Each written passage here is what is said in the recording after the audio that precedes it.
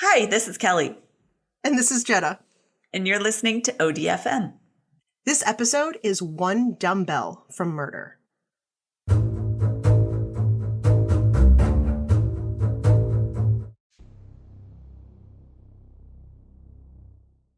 So we have to do a shout out to our newest subscriber. Her name is Kenzie King. And I've known her forever because she is my cousin. I'm so excited to have you. We love Kenzie. Supporting us. That's so awesome. Thank you so much. And she is like one of the most gorgeous people I've ever seen. So there's to that, Kenzie. Whoop, whoop. Awesome. Yeah, awesome. She's super sweet. I know. She said she listens to us all the time. So I'm sorry. I know. I'm sorry. Whoops. Sorry. Yeah. I'm sorry Thank for you. an influence on you. Right? What was okay, that? so that was C3PO? my. Yes, it was. No, it was R2D2. R2D2. It's my Your text tone or whatever. It's my text messages. Yeah, I swear I turned it off. This guy's a doozy. All right, here we go. It starts. Las Vegas, summer of 1995. All right. Tara Rivera was working out at World's Gym when she decided that her fitness instructor, John Edwards, would be a great match for her friend, Joanne Albanese. I believe is how you say her name. That's what we're going with today. Yep. That's what it is. John was large, a muscular man. That's all it took. John was large and he is in. And Let me rewrite that sentence.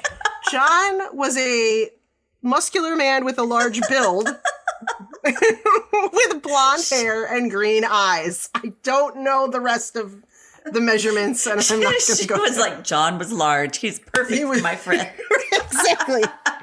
Joanne, let me tell you about this guy. He is large. Okay. Whew.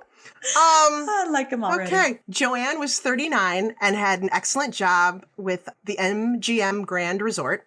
Nice. She'd been divorced for 2 years and had two daughters, aged 16 and 9. Oh. So she thought... Age difference. Okay. Yeah. Let's get these guys together. Okay. Mm-hmm.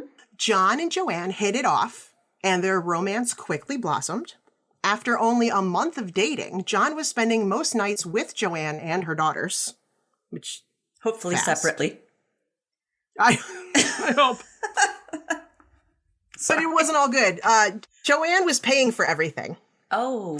So Tara said that John worshipped Joanne, but his affection seemed unnatural. It was too much, too fast. Oh. Red flag. Yeah, a little bit ill-perceived. Right. Okay. So Tara was worried that John obsessed over and controlled her friend Joan. Oh, yeah, another red flag. You gotta feel a little guilty. Like you set him up and then, then you're like, sorry about that. I thought he was a good guy. He was large. He was large. What could go wrong?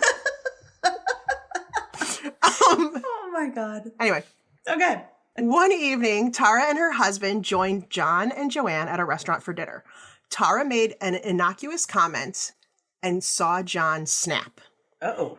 His face contorted with anger. His eyes bulged. Jesus. And he pounded his fists on the table to make his point. Right? Drawing the attention of other diners. Because this is back in the day where you could actually go out to eat and there would be people around you and they would hear things. Remember those days? Right? There'd be other people. Yeah. Yeah, I forgot. Mm-hmm. So Tara said he looked demented and it frightened her. Oh, shit. So not a good look for John. No. John, large and demented. Large and demented. When they got home, Tara told her husband that she thought there was something wrong with John and she planned to warn her friend and tell her to end the relationship. Oh, God. Yeah. Yikes. But again, I gotta feel kind of bad because you're like, I know I set you guys up, but this is not good. Right? I misinterpreted that, dude. Once I saw that he was large, it was, I couldn't everything see else it. just whoosh. Sorry. Okay. Okay.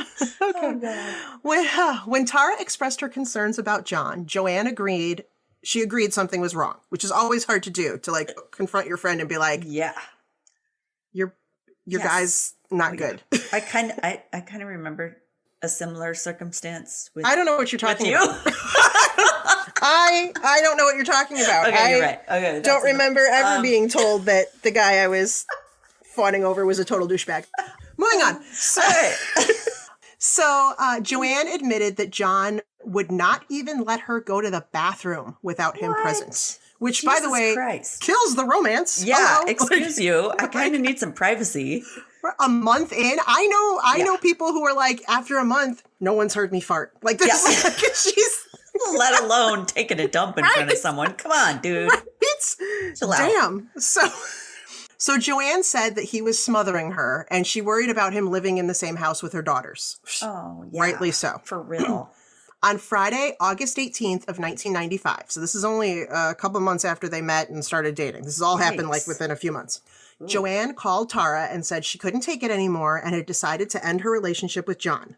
She planned to take him out to a nice dinner and then tell him it was over between them. Maybe get him a little tipsy. Maybe, and with a crowd, that's good. Right, and with people. Tara Rivera never heard from Joanne Albanese again. Oh, no. Mm-hmm. Jesus. That same morning, Joanne's ex-husband, Tom, picked up their daughters for the weekend. Joanne spent the day at work and later talked to her mother on the phone, telling her that she and John were planning to go out to dinner that evening. John asked a coworker to cover his shift at the gym so he could go out to dinner with Joanne. Okay. So that was Friday. On Sunday afternoon, August 20th, Tom drove his kids back to their mother's home and watched from the car as they safely entered the house. Uh-oh. Tom saw Joanne's boyfriend's truck parked in the street. Okay. Joanne's daughters noticed something was wrong as soon as they entered the house. Joanne always made her bed and locked her bedroom door when she wasn't home. Locked her bedroom door? I thought that was kind of odd, but I'm like, all right. I mean, I don't know what she's keeping in there. Yeah. I don't, Large John. What?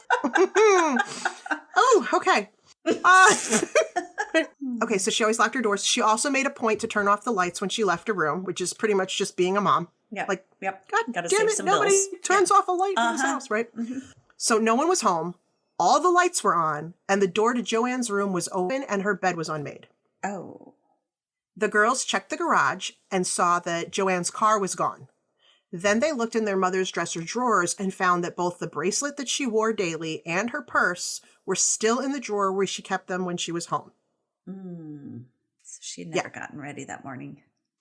Right. So, women don't go places without their purse because they need their licenses, right? Yeah. You need that's all your crap. Pretty money, right? Tissues, chapstick. Yeah. You'd have to bring you have stuff with you, All our stuff. So this was all very strange. So the girls called their father and then they called the police.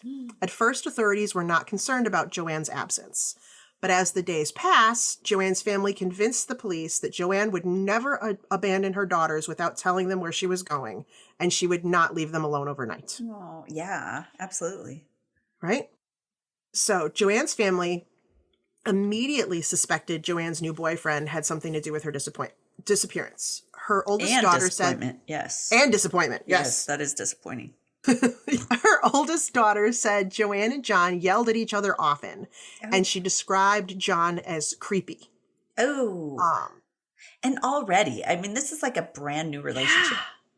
It takes a while to get to that point, usually. God, I know people who spend a lot of time when do I introduce them to my kids? Like, how do I know if this person... This guy was living there and she's paying for everything. And yeah. Joanne's sister said she never liked John and felt that he was only interested in her sister for her money. So he gave quite a few people a bad vibe. Unfortunately, not Joanne and not Tara, her friend. That's unfortunate. Yeah. So Joanne's sister asked Detective Hannah with the Las Vegas Police Department if she could look through John's pickup truck.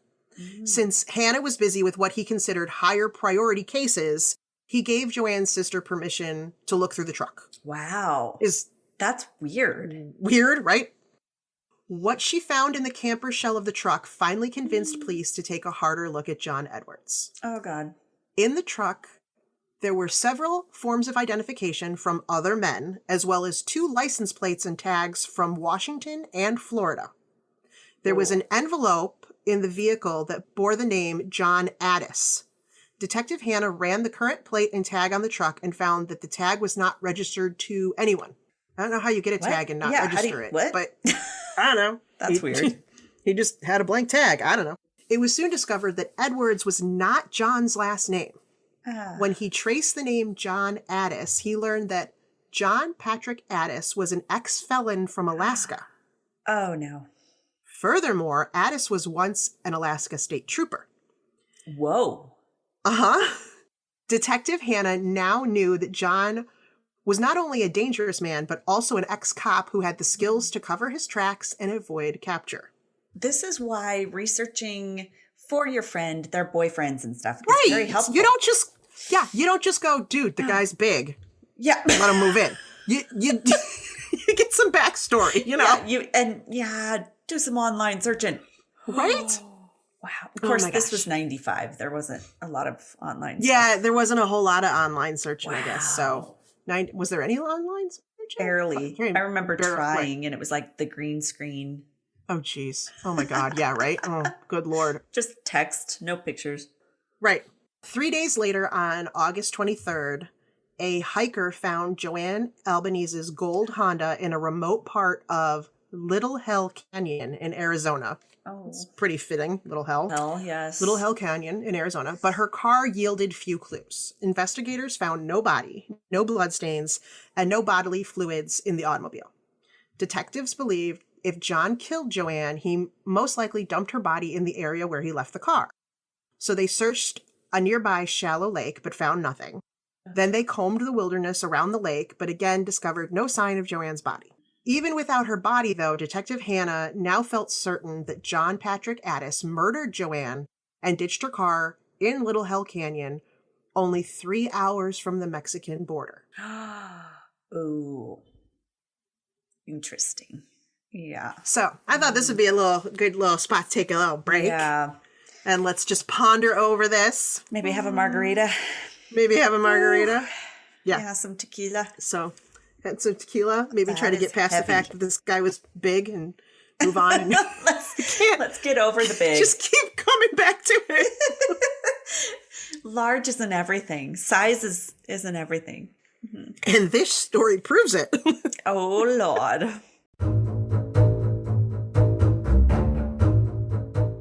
So, Kelly, I really look forward to discussing true crime stories with you for our podcast each week. And you do such a great job of putting it together.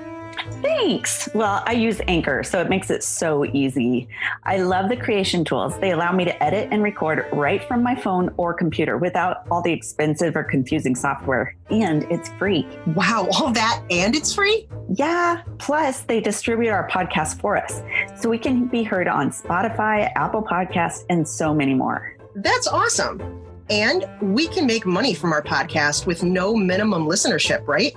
Yep. Anchor is everything we need to create our podcast in one place. I think anyone who wants to have a great experience making a podcast with a good friend should download the free Anchor app or go to Anchor FM, which is ANCHOR.FM, to get started. For sure. Now let's get back to that murder story. John Patrick Addis was born May 11th, 1950 in Flint, Michigan. Okay. He loved to hunt and fish. He played the French horn, piano, and guitar. Wow. He excelled at sports. He maintained good grades. He didn't drink or use drugs.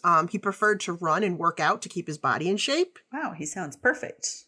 Too perfect. Too perfect. John liked science and expressed an interest in studying medicine. So I can see where a lot of women are like, oh, he's good looking. He's got a lot of talents. He's going to be a doctor. Yeah. PhD is always a good thing. Right. He enrolled in college and worked as a lab technician. He married his first wife, Jody. I looked, I could not find this woman's last name anywhere. All I have is Jody. The pair initially planned to settle in Michigan and raise their family. But for some reason, John suddenly rejected college and decided he wanted to leave and live in the wilderness. Oh. He gave his wife, Jody, little say in the matter. And the couple moved to Alaska.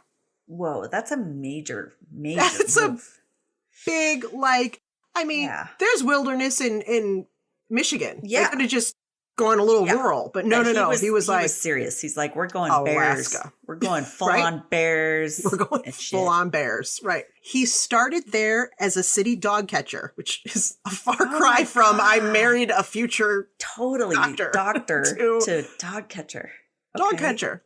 Okay. But he worked his way up the ranks and he joined the Alaska State Troopers in 1974. See, and that would be potential. That's good. Is it right? Okay. I would think. He was first assigned to Fort Yukon in northern Alaska, and then he transferred to Fairbanks in the mid-1970s.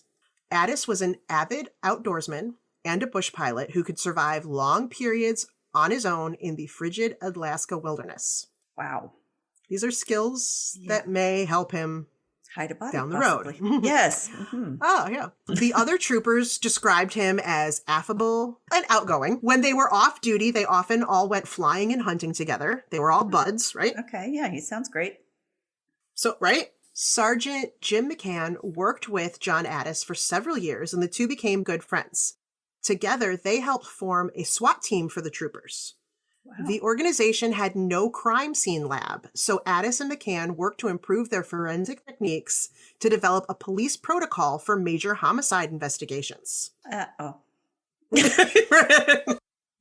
flag. Skill. Getting lots of good skills. The two troopers read books and took college classes to enhance their skills in collecting evidence. Addis practiced techniques to identify and collect hair and fiber samples, studied blood spatter evidence, and learned how to read patterns from shotgun stippling to determine how far away a gun was from a body when it was fired. Oh, interesting. He's just a fountain of knowledge now. Yeah. Yeah. And he got paid to learn it. That's kind of amazing. I kind of want to have that happen to me. Not going to lie. But I don't think anybody's going to pay me to do it. Just pay you to do it right now. Yeah. Okay. They should. If anyone wants to pay us to learn all these techniques, please do. Right? Yeah. I mean, I feel like I've gotten all I can from Dexter. I mean, I could watch it again, but I feel like I've absorbed everything that I can there. So I need some other sources. Yeah. Yeah. So John and Jody had 4 children during their 11-year marriage. And John doted on his kids and spent as much time as possible with them. Wow. Instead of moving to Fairbanks with the modern comforts that it had, John was intent on living the way Alaskans survived decades earlier. Oh, joy. Let me just. Can I have an if I were outhouse, Jody, please? I would be so pissed. Do we get an outhouse with a door, or is it one without? Because that gets a little cold. Well, he moved Jody and their children to a tiny 1-room cabin outside of Fairbanks. 4 kids, 2 adults. God. I don't like that we only have 1 full bathroom. Okay, yeah, that's rough alone. Guaranteed they don't have an indoor bathroom. The cabin had a dirt floor, no running water. This is the mid-70s, by the way. Burr. Mm-hmm. Only intermittent electricity from a small generator. Wonderful. They had to haul water and use an outhouse, even when the temperature dropped to 50 degrees below zero. Does pee even come out at that degree? It just hits the air and it's just this icicle hanging. Right, and then hanging, and then you move and it cracks off. And I've got frostbite on my tushy, Mama.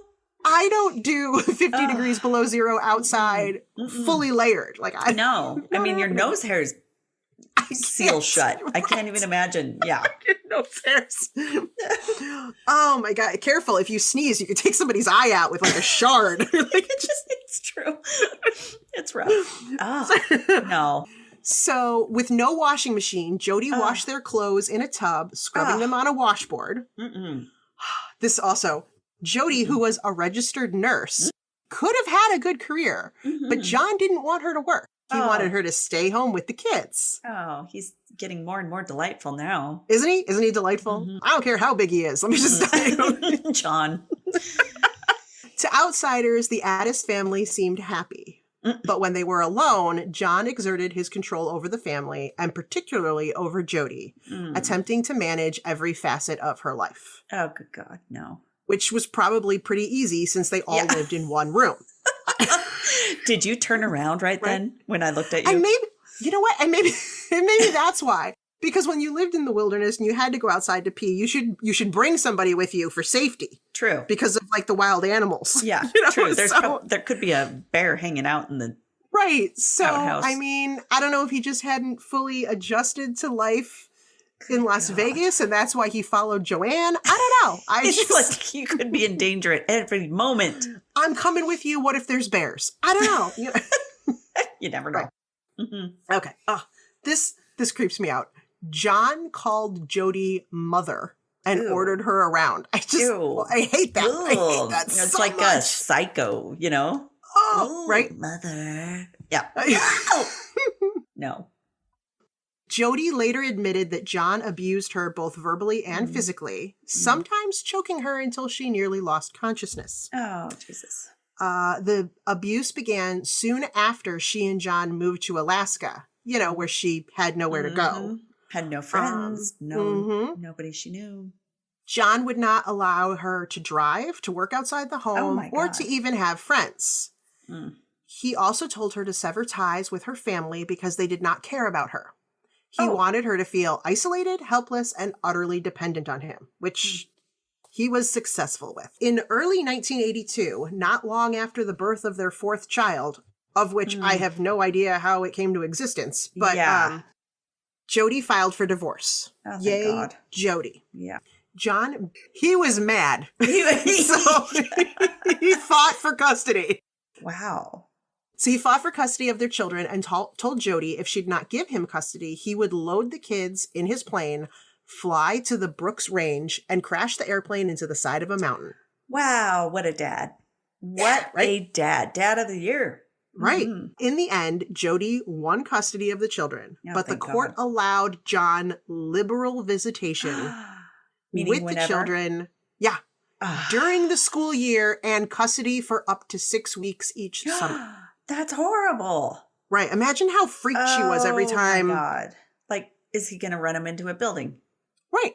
Or a mountain, I guess. So, oh, God. So Jody knew, because they're in Alaska. There's not a lot of buildings. Lots of mountains. More mountains than buildings. Yes. Right. Jody knew her kids loved their father and wanted to spend time with him.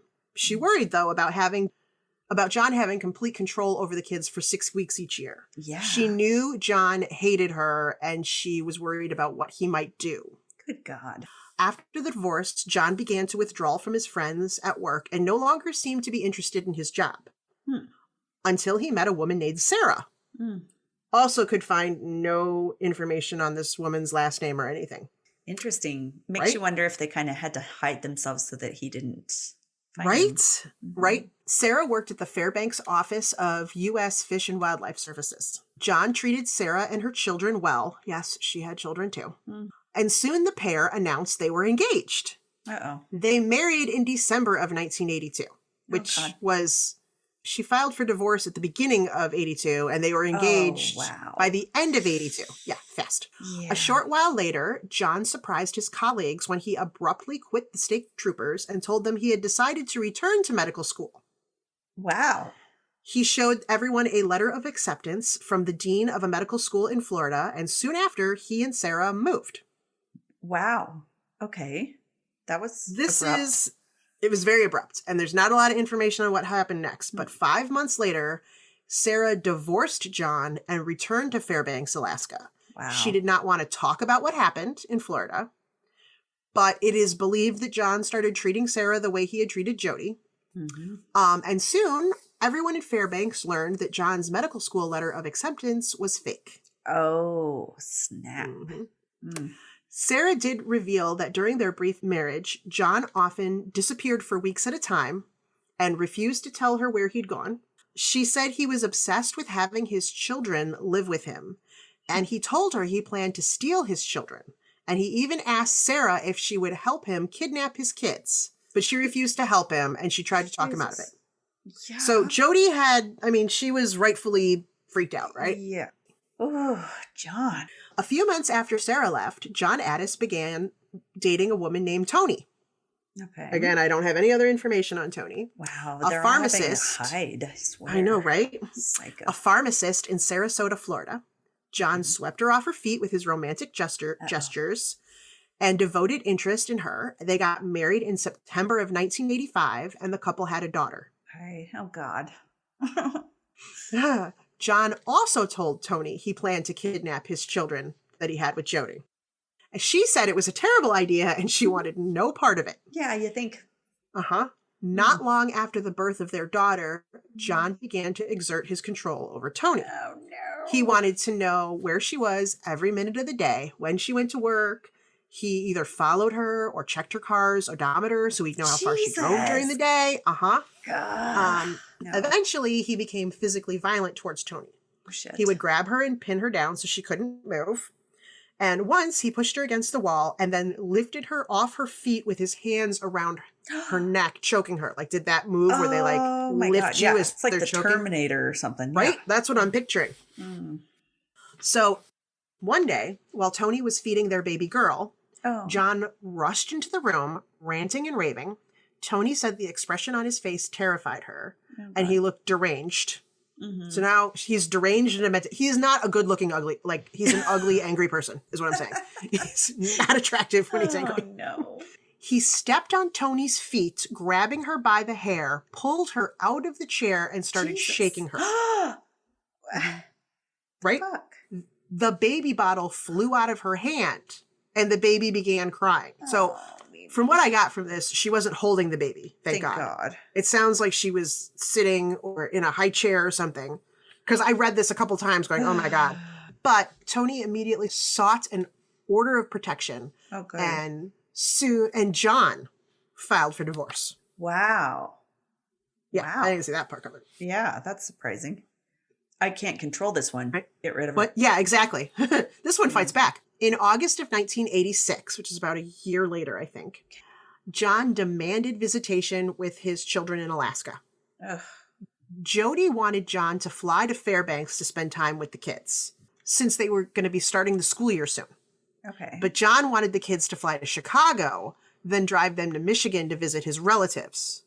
And then he was going to continue on to Florida, where I guess is where he was living. Yeah, well, we all know he kind of wants to steal them, so... Exactly, right? It's not. So Jody took the matter to court, demanding the visitation take place in Alaska, but the judge ordered her to put the children on a plane to visit their father. I can't even, like, I don't know what I would do if I would just, either. because, like, you're being ordered to do it, and I'd be like, and you know what he's going to try. Yeah. When it came time for the kids to return to Fairbanks, they weren't on the plane. And Jody and the authorities could find no sign of John or the kids. Oh, God. That stresses me out. Right? Oh, my God. I was thinking, like, what would I do in that situation? Like, I'd be freaking hunting his ass down. Whatever you could do. Oh, my God. When Jody learned that her kids had never even boarded the flight from Chicago to Fairbanks and did not even have tickets for the flight, she knew that John did what she'd always feared he would do. He kidnapped their children. Jody knew that John's ability to live off the grid would make him hard to find. And she remembered when he threatened to load the kids in his plane and fly into a mountain. I mean, who could forget that? I mean, yeah. That's right there, burned into your brain now. Jody called the police and demanded that they listen to her. The Fairbanks police began to search for John and the children and involved law enforcement in Michigan, where John's family lived and where Jody suspected that he might be hiding with the kids. Yeah. The FBI joined the search, so they got everybody on board, right? Good, yeah. Finally, after 8 long months, 8 months of not knowing where her kids were. Oh, my God. Oh. Someone at a gym in Kalispell, Montana. Yes. Yeah, no one was looking there. I know where that is. You do? Oh my gosh. It's beautiful. Do they have a nice gym? Because they were at the gym. Probably. it's rich people up there. Oh, okay. They recognized, someone at the gym recognized the stranger exercising in the gym matched the photo of the guy in a police flyer that he had seen. So the individual called the local police, they rushed to the gym, and they arrested him. So they got there, like, he was still working out. He was still sweaty and everything, right? He was large. He's the large man over there. Oh, God. Sir, how do you know he's large? Well, we were in the dressing room. Never mind. Okay, sorry, bad tangent. That's him. Believe me. Moving on. Minutes later, authorities located the children locked in a cabin outside of Kalispell. Oh, the kids were unharmed and healthy. Oh, my God. Thank God. But he had locked them in a cabin. Except for, mentally damaged. Right, totally. And who knows what he told them in 8 months. What lies and, oh my God. Addis stood trial in Fairbanks for kidnapping his children. A judge sentenced him to 4 years in state prison with 2.5 years suspended. In all, In all, he spent 18 months in jail for his crime. Wow. That does nothing. That's like, it's like just a little bit like twice as long as he had them. Yeah. And she had no idea where they were. Oh my God, I can't even believe it. John left prison in 1988, and due to an interstate parole agreement, he was allowed to move to Fresno, California, and report to a California parole officer. This is like when you're in college and you can do that exchange. I'm going to go to a different school. Yeah, right? What that? I want to transfer to California because it seems it has palm trees. Exactly. Whatever. So, shockingly, there he met a woman, moved in with her, got engaged, stole her money, and then disappeared. Oh, no. Without reporting to his parole officer. Wow. The woman did not report the theft to police, so authorities had no reason to look for John for this crime. She was probably embarrassed. Like, I can't believe I fell for this shit. Yeah. Totally. And she didn't realize that he was a felon. No. So she didn't report it. So instead of issuing a warrant for jumping parole, the state of California simply closed the case. Okay, well, he's just gone, so. Right? I kept reading that, going, I don't understand what happened here. The state of Alaska issued a statewide absconder warrant, but Addis was never arrested for violating the conditions of his parole. That's ridiculous. Like, it's too much work. Just let it go. Oh my God. After leaving Fresno, Addis frequently moved, often working as a fitness instructor at a gym. He dated numerous women, many of whom he met at the gyms where he worked. Mm-hmm. Great place to pick up people, right? Always a good spot. He repeated the same pattern in different cities. He'd meet a woman, lavish her with attention, tell her he loved her, promise to marry her, and then steal her money and disappear. Oh my God. Right? Yeah. He's getting good at it at this point, right? He's like, I've got skills. I'm large. Addis, I'm large and in charge. Okay. I can do what I want. Oh, God. Addis changed his identity and assumed the name John L. Edwards, an identity he stole from a man living in Cape Coral, Florida. I don't know how he got that. Wasn't there a John Edwards was like a medium? Yes, there was a show, right? Yeah. Oh my God, I remember that. Oh, yes. Oh, now that's all I can picture in my head. He was, okay. He was not large. Different guy. I was totally going to say that. I was like, he was not large. And then I just didn't even want to think of him like that. Thanks for going there for me. Yeah, you're welcome. Anytime. I got you. Oh, God. So eventually he landed a job at World's Gym in Las Vegas where he met Joanne Albanese. So that's where we come full circle. We're going to take a break because this story is not over. Oh, shit. John. Dude, this guy is a friggin' tool. It's just... Wow. He must have been good looking, though, to get all the girls he has. I guess so. Well, I have pictures. I mean, he wasn't bad looking, but he wasn't...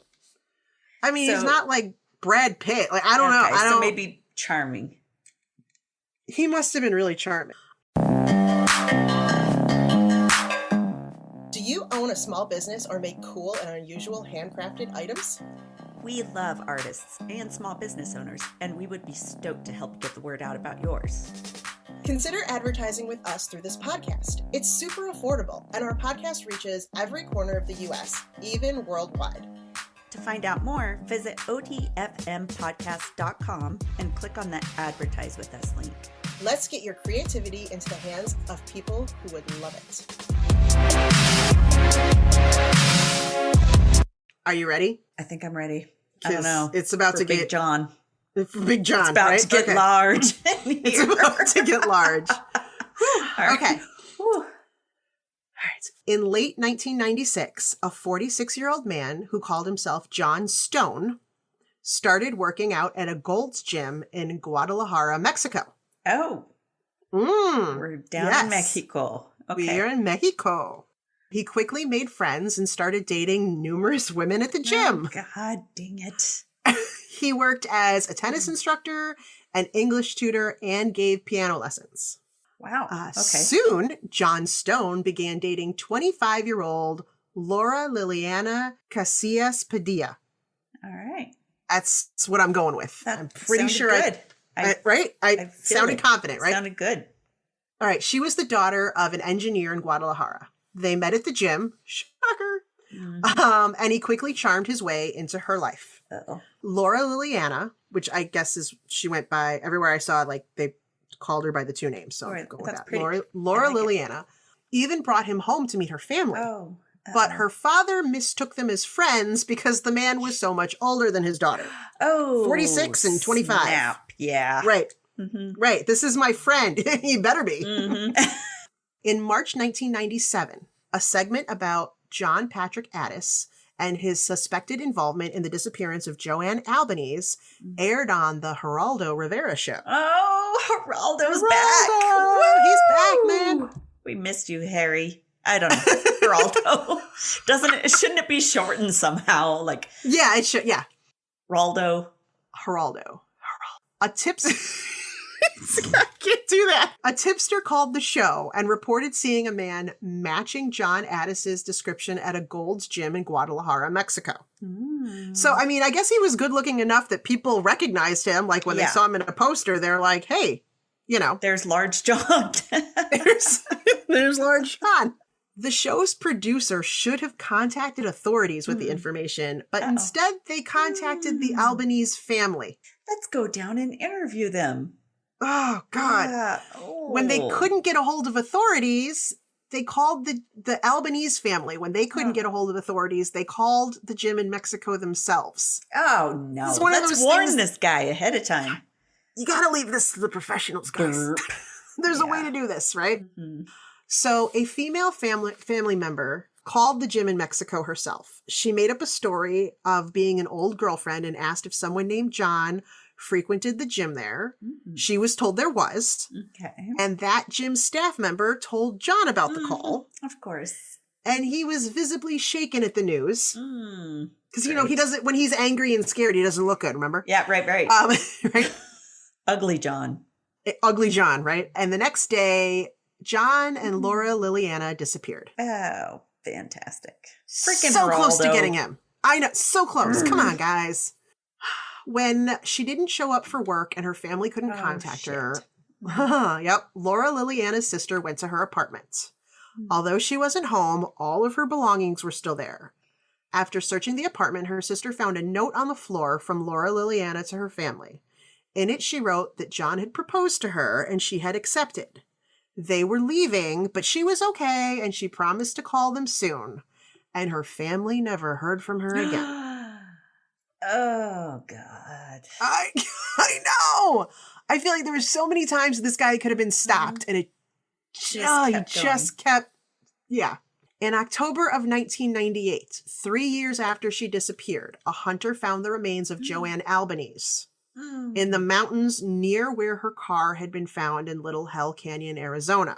Authorities had not searched the mountains because they didn't think someone could carry a body up such a steep incline, especially in the Arizona heat. But unless they're really in shape. They underestimated Large John. Large John. Large John strikes Works again. out a lot. So they didn't look up there. Since her remains were only bones, the medical examiner could not determine the cause of her death. My guess is choking, because he did put another girl up against a wall. Right? You know, I mean, I would say that's a fairly good guess. John Patrick Addis made the FBI's list of the top 10 most wanted in America. Wow. Yeah, That's an achievement. Right? Yeah, he was up there. The television show America's Most Wanted aired the story of John Patrick Addis and the murder of Joanne Albanese 8 times between November 1998 and May of 2005. Wow. 8 times. So now we're in 2005. Holy balls. That's a long time.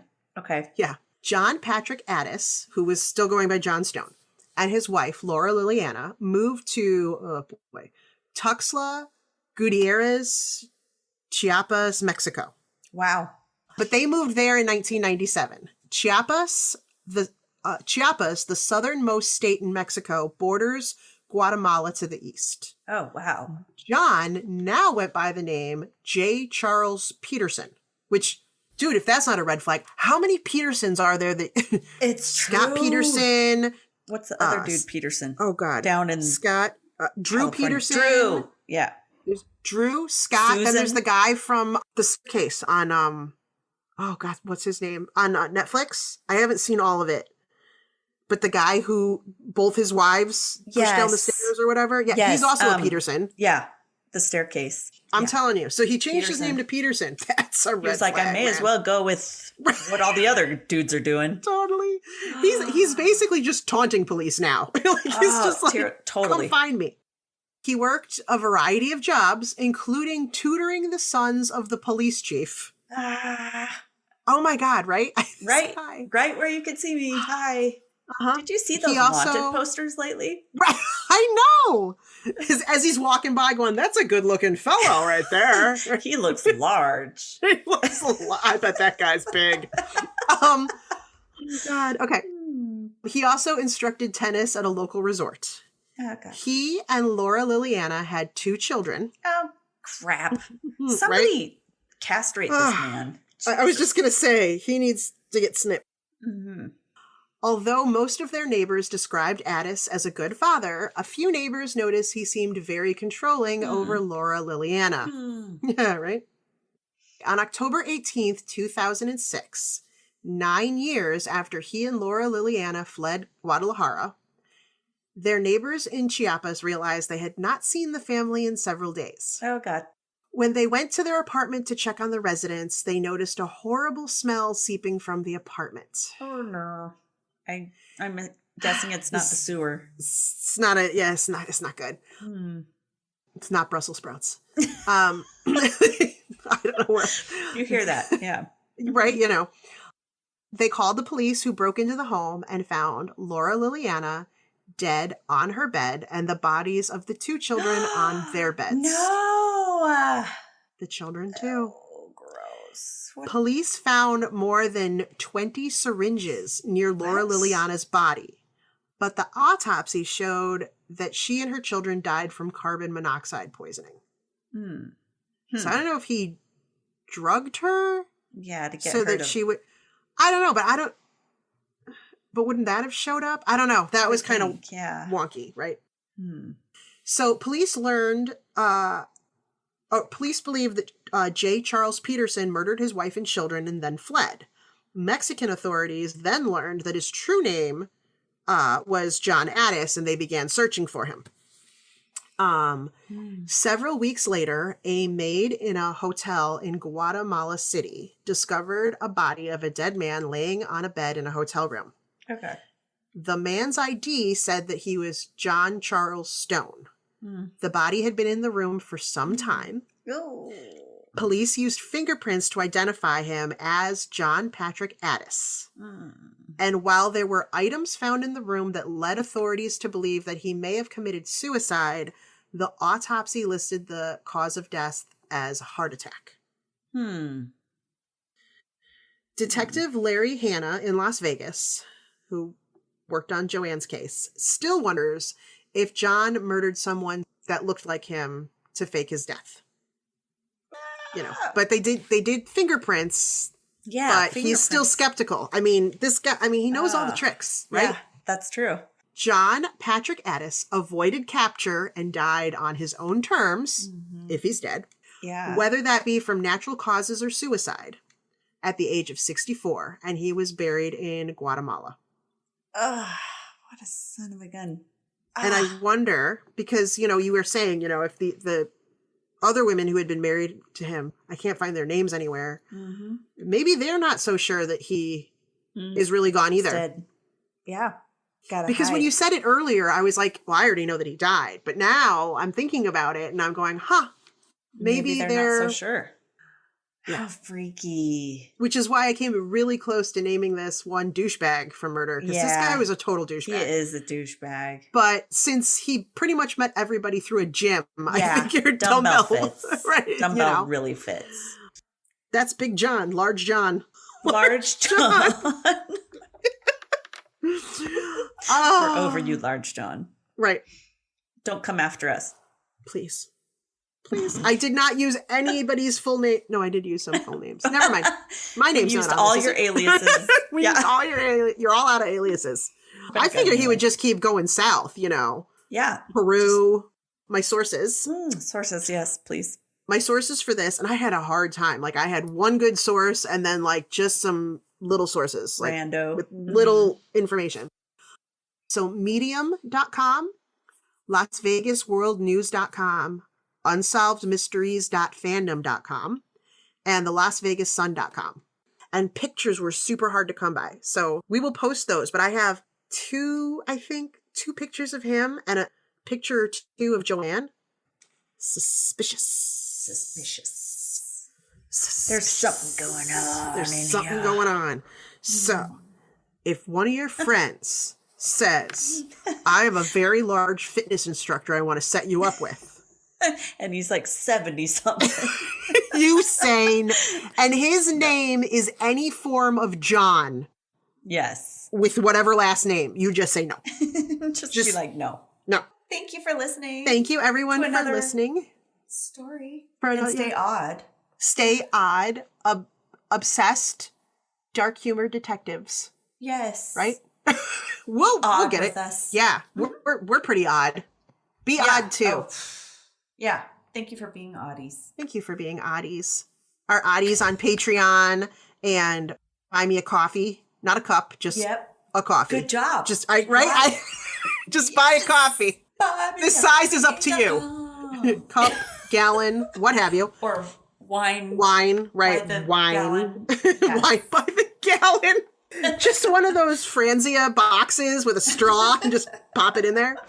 Oh my God. I had friends that dressed up as boxes of wine for Halloween, and they literally, they had spigots at the side of them, and you could draw wine. You could draw wine from them. Oh God, that's funny. I was like, this is my favorite outfit. Come over every night. That's pretty awesome. I love that. That's a great costume. Yeah.